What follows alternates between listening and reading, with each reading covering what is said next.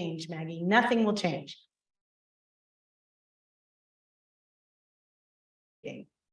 How do we communicate? We want to think about speaking in a gentle tongue. It's hard. It's hard. I'm married. I've been married almost 10 years.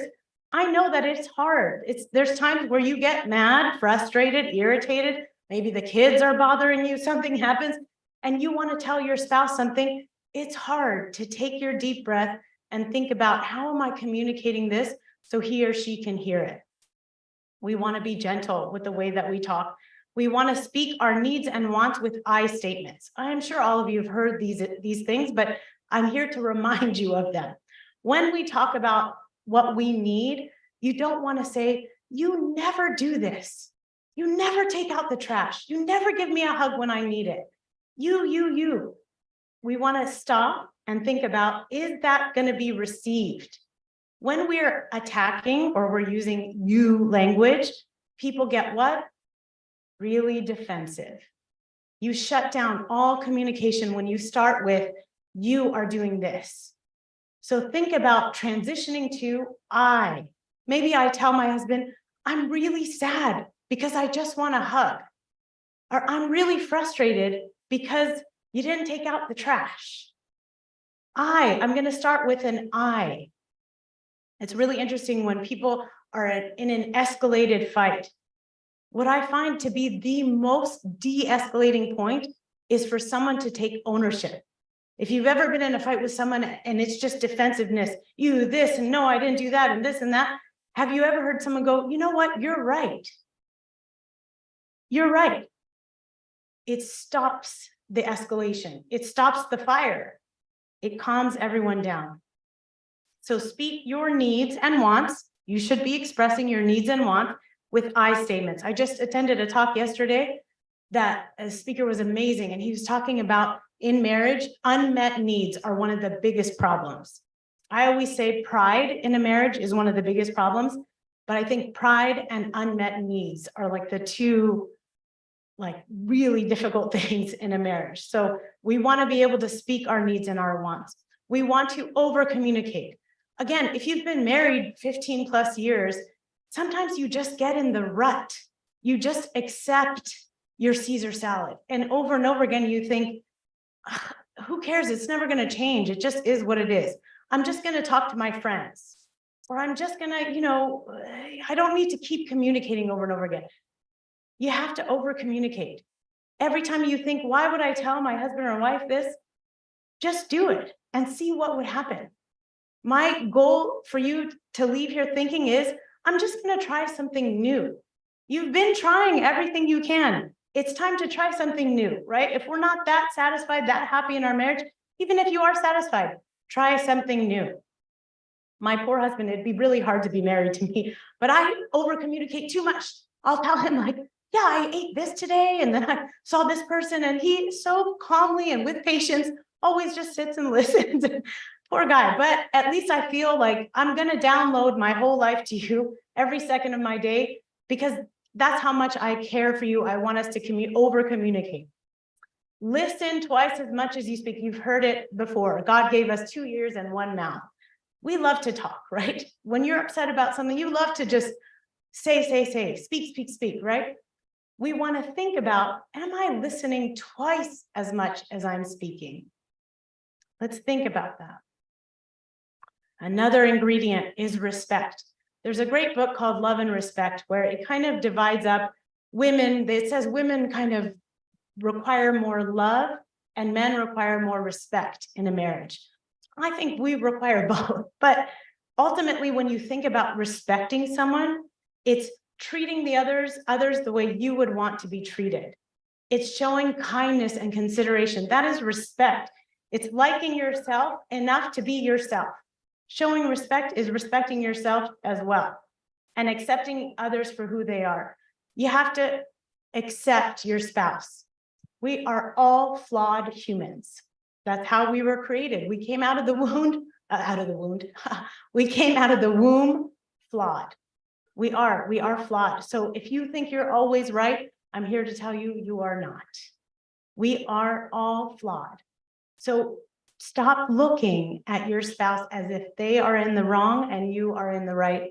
It's time to think about, I respect and love this person so much. Let me think about what intention they may have had. What could they have been thinking when they did this thing? Let me show them respect. We want to think about, in the time that we spend with each other, we want to think about quality time versus quantity. Many of us spend, you live with your spouse, you spend a lot of time with them, but it's not just the amount of time, it's the quality. So again, I have a couple that I work with where they both now, because of COVID, they work from home. I don't know about you all, but when COVID first hit, the first month, I thought, how amazing, me and Peter will get to see each other so much, and it's awesome. We'll go to lunch together, it's great.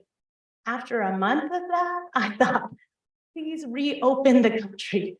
It's time for him to go to his office and for me to go to mine. But it was because it was too much time, right? It was a lot of time and not enough quality. It was quantity and not enough quality. So obviously we think about the greatest gift you can give someone is your time, because all of us are busy and all of us have very limited time. So think about, when you're giving time to your spouse, is it quality time or is it just quantity of time? I know I saw so many beautiful young children in this church. I know many of you have young kids. I have young kids.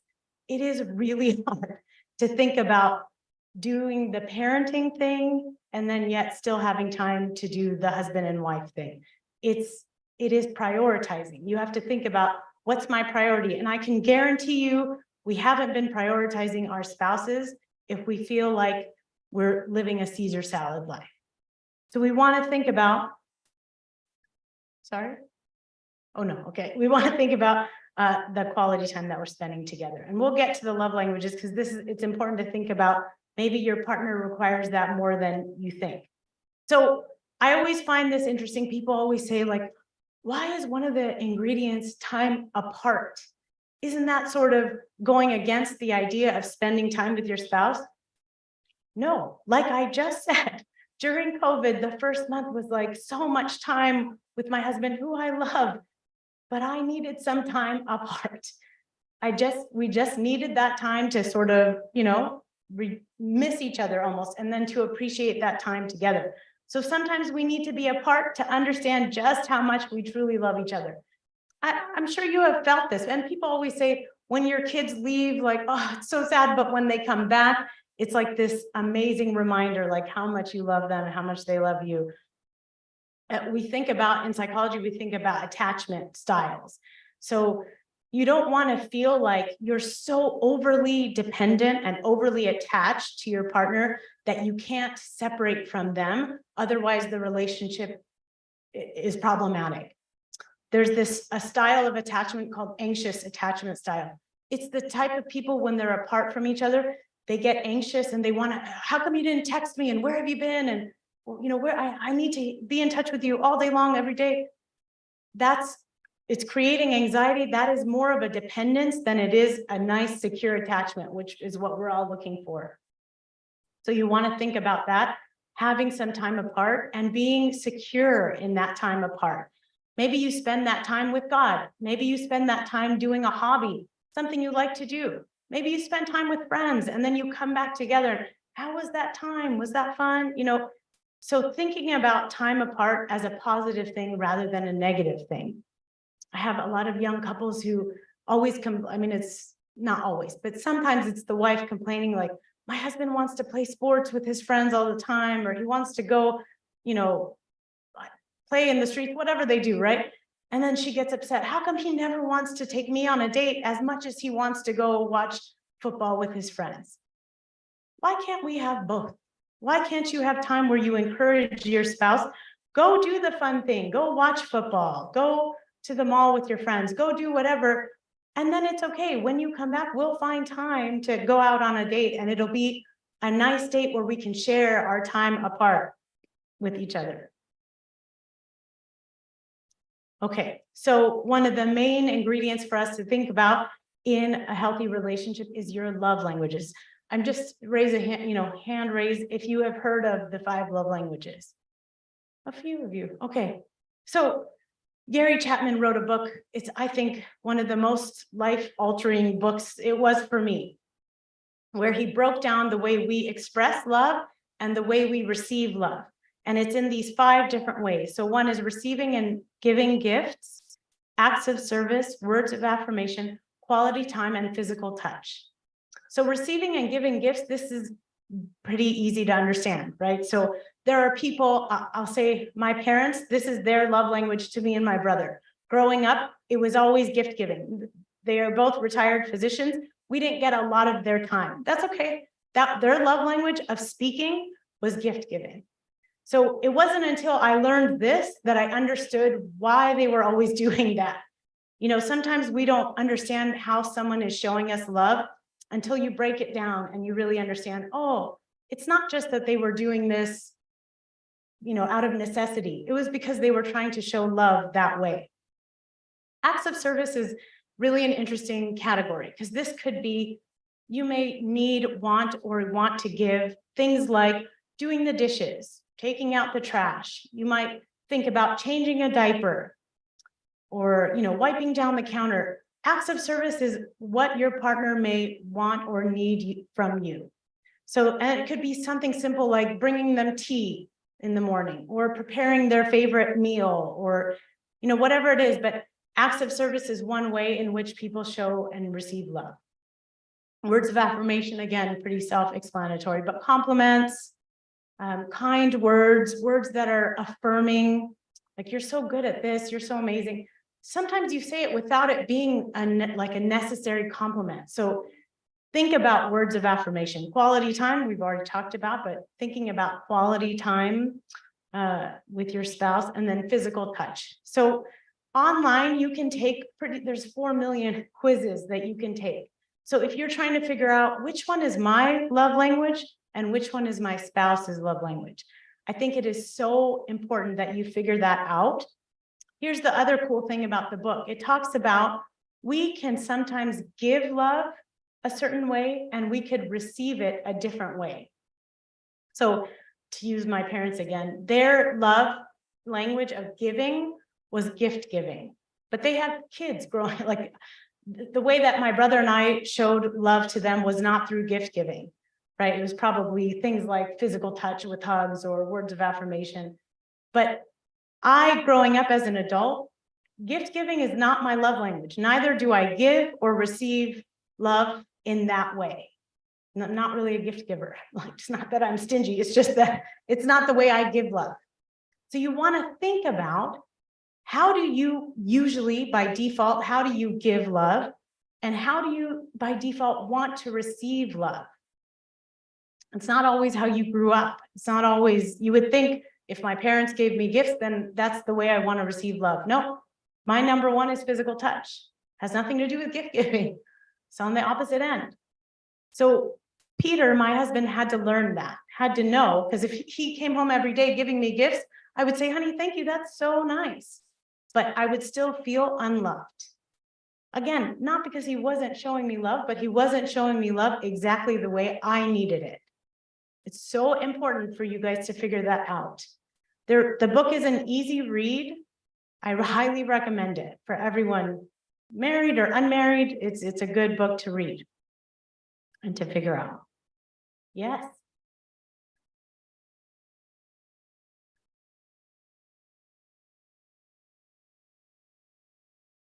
Yeah.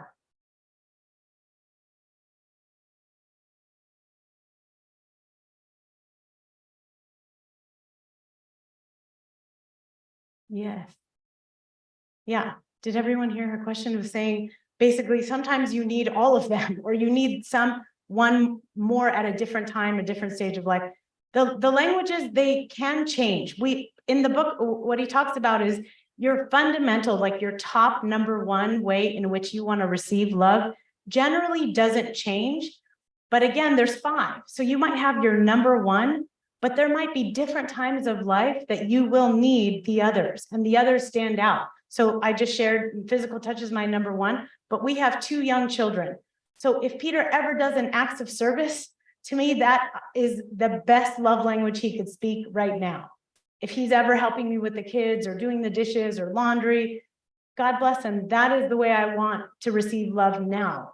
It might change again. It might be after they've grown up, like, okay, I'm done with that. I want to go back to touch, or I may need some compliments, So yes, they will waver. And guess what? We all want all 5 of them, right? We're humans and we want it all, right? But we need to think about primary, like he talks about primary and secondary languages. We want to think about that. What happens in relationships often is people are speaking different languages. So if I go into a marriage and my way of speaking is French, but my husband is speaking Spanish, what? We are not communicating. And then everyone gets frustrated because what do you mean you don't feel love, Maggie? I have been buying you gifts everywhere I go. I buy you gifts. I buy you gifts. Thank you for those gifts. Somehow I still do not feel loved. Something is missing. We are missing each other. We are speaking different languages. You got to think about that. Once you learn your partner's primary love language, it's not enough to just know it. You have to then speak it. So it's hard, right? It alters who you are in a way, right? It changes the way that you by default are going to show your love if you happen to have different love languages. So it's not enough, I'll say it again, it's not enough to know it, you have to put it into action. And I've heard this before, but yesterday the speaker was talking about how love is an action. So when you look at 1 Corinthians, love is patient, love is kind, those are verbs, like it's action. God is calling us to be patient, calling us to be kind. Like that's what love is. It is not just a feeling. I know the world talks about it like it's a feeling and you, in the pit of your stomach. I hardly ever feel that, but it's an action. But I know when I love someone, there's going to be movement. There's going to be verbs. There's going to be ways in which I'm going to do that loving. There will be time for questions. I'm sure many of you have questions. So another ingredient is appreciation. Appreciation is a big one. We teach our kids all the time to say please and thank you, right? I don't know about you guys, but those words come out of my mouth 68,000 times a day. Honey, say please and thank you. Please and thank you, okay? So how come we don't say please and thank you or I appreciate you? I'm really so appreciative for what you're doing to our spouse. Lots of people come in and, gosh, I do this all the time and he never says thank you. Or she keeps doing these things and she doesn't realize what I'm doing. She never says thank you. Not just the words thank you, but it's an showing, it's an outpouring of appreciation. A person who feels appreciated will always do more than what is expected. We hear this also like in industrial organizational psychology. They talk about in a business, in an organization, the way to make your employees be the most productive and efficient is to show them appreciation.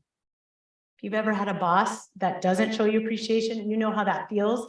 And I'll bet you $100, you didn't do your number one best work. I've had bosses that I was like, man, I'm going to give you the bare minimum because I didn't feel appreciated. Appreciation can make a day, even change a life. Your willingness to put it into words is all that is necessary. Show your partner's appreciation. Show it to them in words, in action, but show appreciation. It is really important. Be more positive rather than more negative. A negative thinker sees differently. A negative thinker sees a difficulty in every opportunity. A positive thinker sees an opportunity in every difficulty. I love that. Sees an opportunity in every difficulty. People, when they talk about marriage, nothing bothers me more than when you go and you hear talks from people and everything is so negative about marriage. Oh, marriage is hard. Oh, this person does this and this person, and it's my field, like it's my career. So people are coming to me very negative about their marriage. Luckily, I have a very positive outlook on marriage. I think marriage is one of the most beautiful relationships. It's also one of the most difficult relationships. It requires all of us. It requires dying to yourself, which is really hard to do. But you can't live a positive life with a negative mind.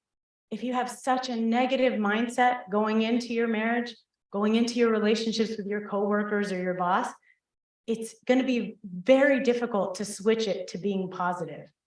You'll get more negativity when you put negativity in. Like that, I love that saying, you attract more flies with honey than you do vinegar. Being a positive person will yield you positive outcome. Being negative will just bring you down. It's vinegar. Choose your battles. How many of us decide this is worth fighting for and this is not? I think it's hard, right? We think everything. We should fight over everything. Oh, I have to yell at him for everything. I have to yell at him about everything. Sometimes we have to learn to let things go. Sometimes it's not worth the fight. And we think about this all the time. Again, I have young kids, so we think about it all the time of, is this worth me yelling at them for? Today, yes. Tomorrow, maybe not. But not everything is worth making a bigger deal out of it, right? So we want to think about choosing our battles. John Gottman's sort of like this. If you study any psychology in terms of couples therapy, you learn about John Gottman. He's a researcher, so it's everything he talks about is based on research, which I really love. But he talks about being able to predict the outcome of marriage based on these 4 ways in which we fight. So let me pause. Every marriage, every couple fights. Period. Every couple has difficulties, arguments, disagreements, because why? You're 2 different human beings. If you cloned yourself and married yourself, maybe you wouldn't fight. But because you are not married to yourself, you will fight. So the issue is not, oh no, we have such a problematic relationship because we fight. No, it's how you fight. We always talk about how do you fight. So he talks about these 4 ways. If you use this during your fight, he can predict with like an 80 or 90% statistic of whether or not you're going to survive. So I'll just play this quick video if it plays. Oh, hold on. Oh. I don't know if it's going to play or not. Okay. I'll just go through them then. Okay, so criticism is obviously, you know what it is, but it's when you're fighting, if you're being very critical. So think about that when you're fighting. Am I always saying, you are the worst husband because you did this and this and this? Am I saying, you're no good at this, like you need to be better at this? Or maybe it's subtle. Maybe it's, honey, you know, it's good that you did that. I think you need to do it differently. I think it's better if you do it my way. It can be subtle or it can be harsh, right? So think about how we are using criticism and whether or not it's effective. Because when people feel criticized, they shut down and they become really defensive, okay? The next one is defensiveness. So if your partner is telling you something that you may feel like you didn't do wrong, but they feel you did, are you getting defensive? Are you saying, what? No, I didn't do that. No, you just didn't understand what I meant by that. Are you just getting defensive, or are you going, oh, hang on, I didn't realize that hurt you. I didn't realize I did that thing. Okay, hang on. Let me think for a second and think about how I could have done that differently. Are we using contempt? Contempt is really where you are like putting someone down. So contempt would be, yeah, you're just like your dad, right? Or something so negative, right? Like you're just lousy, like you're just not a good person. Like contempt is tough. Contempt is where we're really almost intentionally hurting the other person. And be careful, some of you are like, oh, I never do that. Ask your spouse if you ever do that. Let's think about that for a second, right? Stonewalling is where we avoid confrontation. We walk away. Oh, instead of dealing with this, I'm just going to go sit in the office and play games on my computer. That's stonewalling. I really wish the video would play. Okay, technology. Okay, so think about those, the 4 horsemen of the apocalypse, because it can really negatively impact your marriage. Okay, so we're almost done, you guys. I know I talk always too much, but, and then I'll leave room for questions, but intimacy. Last year, the churches in Orange County, they do every year a marital seminar. Last year, we did a marital seminar on sex. And it's the first time that I knew of that our church allowed a discussion about sex. Even now, I'm talking to you and I'm having a hard time saying the word because I'm in a church. It's okay. God created sex, so it's okay. But intimacy is about sex, and it's also not just about sex. So think about your intimacy. Some people, because of medical reasons or whatever, sex is really not on the table, or it has like diminished, and it's okay. It's not always that every relationship has to have sex all the time, but you want to think about, if we are not able, or if we are not having sex, what other forms of intimacy are we doing? Are we holding hands? Are we sitting next to each other when we watch a movie? Are we hugging?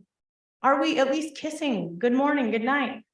What other forms of intimacy are we showing each other? Even sitting and talking to each other face to face, eyes on each other, not on our phones, right? Like, are you having a conversation with your spouse like this? Because that's not intimacy, and that's not the best type of communication, right? So think about it. Think about how much maybe your intimacy needs to improve in your marriage. And then this is a big one. I hate to say it, but for women, I mean, men do this too, but I think women get sucked into this trap of comparing.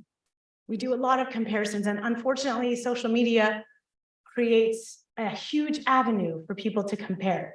So I have young couples who come in and they're telling me, yeah, we're the worst, couple. And I say, why are you saying that? Oh, because all of my friends post pictures online of what their husbands and their wives do for them. We never do those things. I'm like, social media is a filtered world. That's like TV. When I watch TV, am I going to say to Peter, you never took me on a helicopter and flew me to the mountain to have a beautiful dinner up there? Where am I getting that idea from? From TV. That's not realistic. We can't compare. We can't compare. We do this a lot with our children, right? If we can be honest with ourselves, like we compare, like, where did your kid get into school? Like, oh, my kid didn't get into that school. Be aware. Comparison is the devil's way of getting you to forget about what God's values and morals are, right? Like the devil wants us to compare because it will always bring us down. So I love this, don't compare your beginning to someone else's middle. That's the other thing, right? In marriage, sometimes we look at people, we're like, they're so happily married and this and that. And maybe they've been married 10 years and they've been working on their marriage the whole time. Don't compare. You are where you are today, and that is what you should focus on. Not focusing on anything else. Okay, I did it. I stayed within my time frame. So I know that there are probably lots of questions, so I'm happy to take any questions.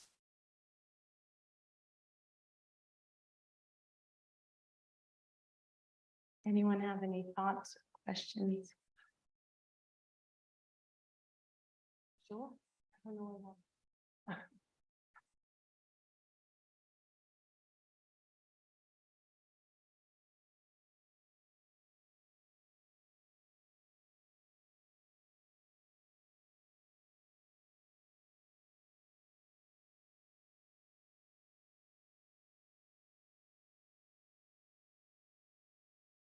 Anyone have any thoughts? No? Any questions?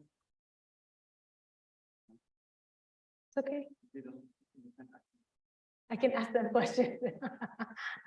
Oh, yes, there's the question. Yeah.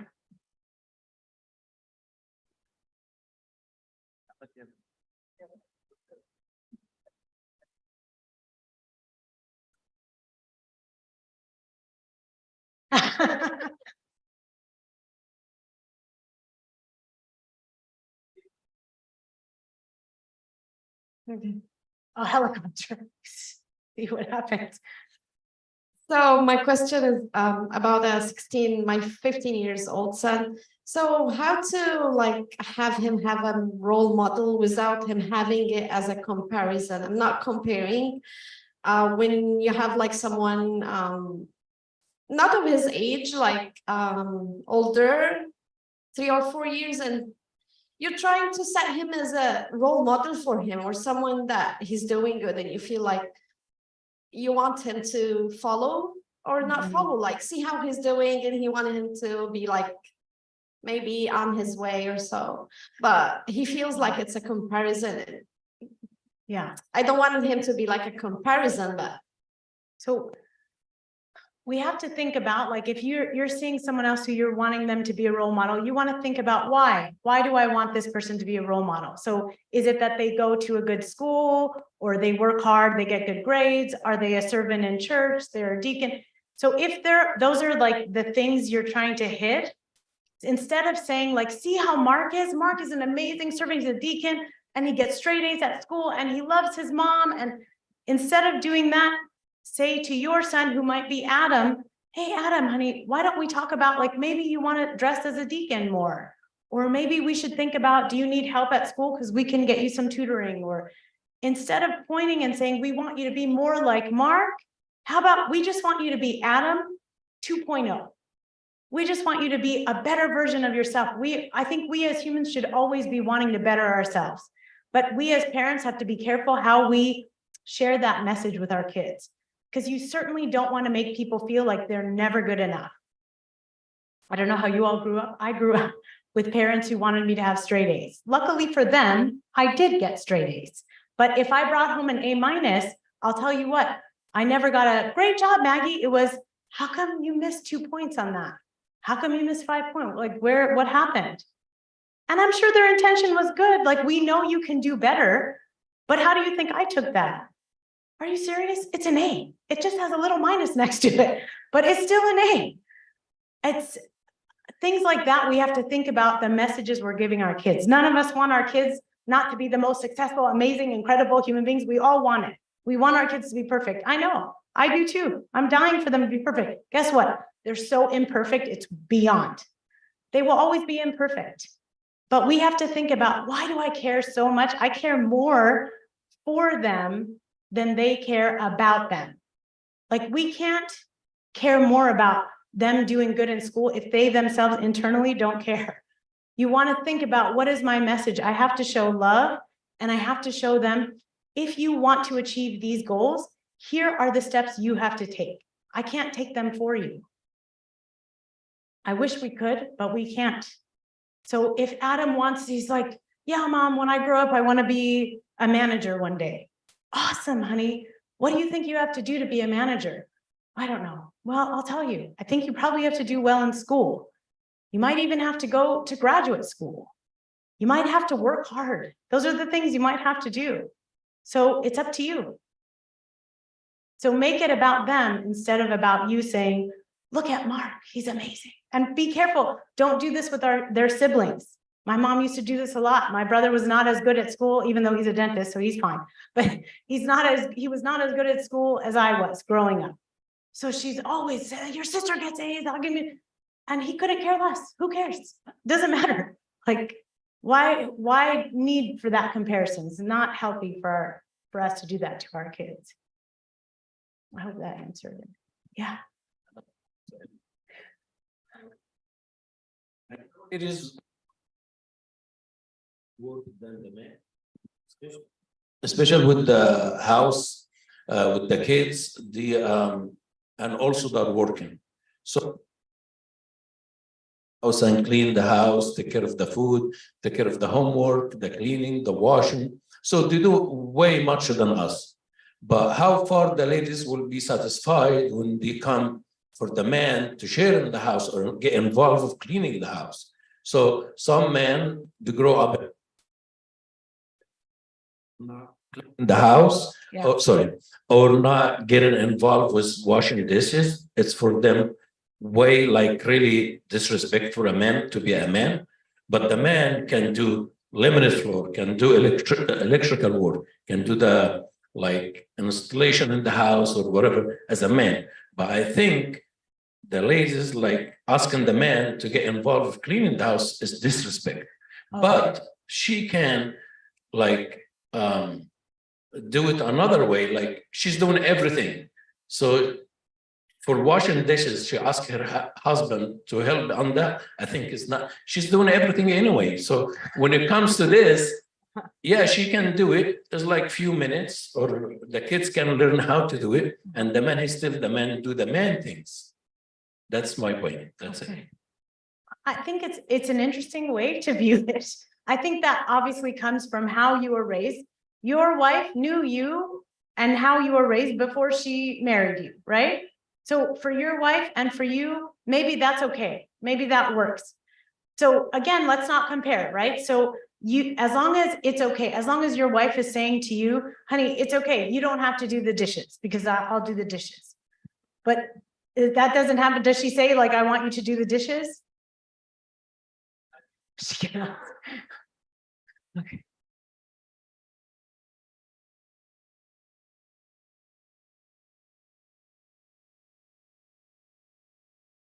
Oh, you'll be mad. Okay.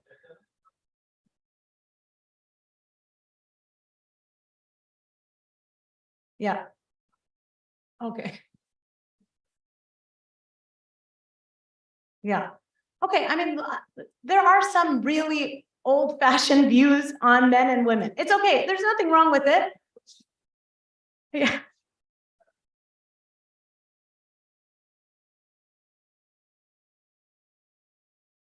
But wouldn't it be nice if you shared a little bit in the little stuff too, or you think, no way?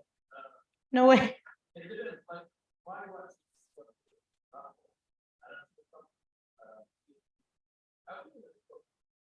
My daughter, she came from, my kids sometimes, I feel like more, I can do the parenting better than doing the reading. But when you get involved in the situation and so someone says, but not allowed, yeah, I have to. Abuna, do you have thoughts about that? Should I give you the mic?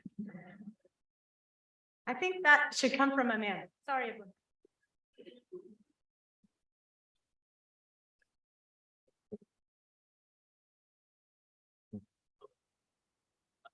I think